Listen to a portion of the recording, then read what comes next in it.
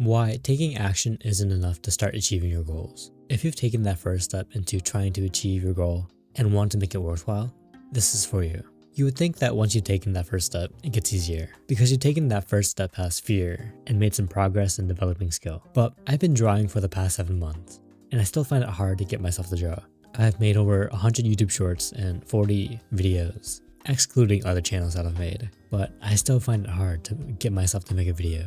Yes, it's true that my skill has increased, but the resistance to doing the task hasn't become any easier.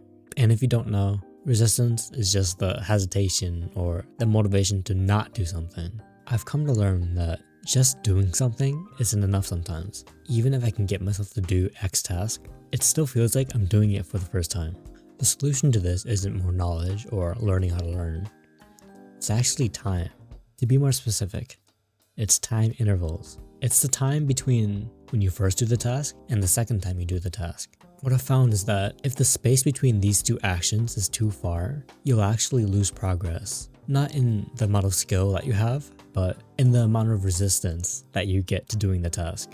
This means that if I learn how to draw a face, and I overcome my procrastination to try to start learning, and then I wait another month until I try again, I'll lose all the progress because of how much time passed between when I first did it and when I next did it.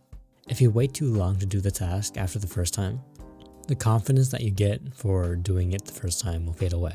If you take your first step in a task and you immediately do it again, there will be less resistance to doing the task.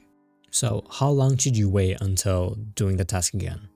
I think it depends on how difficult the task is, but if you feel resistance to doing it again, then you should do it. When I was in middle school, my entire life focus was to learn how to backflip. Even for the semi-athletic kid I was at the time, it was still very scary. So when I landed my first backflip, I was excited, right? But because it's a very, very scary task, I instantly became afraid again. So what I did to try to gain confidence so that when I tried to do it in the future, it wouldn't be as hard, was to do it over and over again after the first one. So after overcoming the fear once, I kept trying to overcome the fear over and over again until it wasn't scary. And since I did it so many times the first day, it became so much easier to overcome the fear the next day.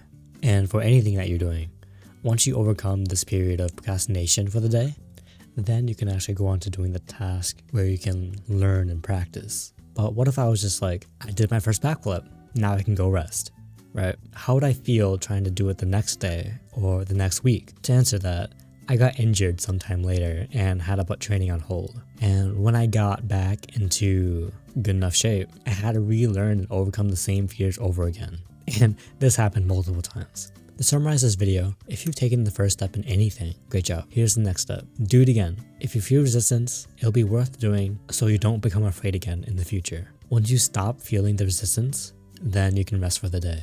The longer that you wait, the more resistance that will build up. And the more times that you beat this resistance, the easier it will be to do the task, even if you have like a long break. This is probably one of my more theory-based videos, but I have a past where I can reference this knowledge. So if you're not really convinced that this is right, I'll be attempting to post videos every single day to try to overcome this resistance. It's worked in the past, and if I do it for long enough, then it should work like it did in the past.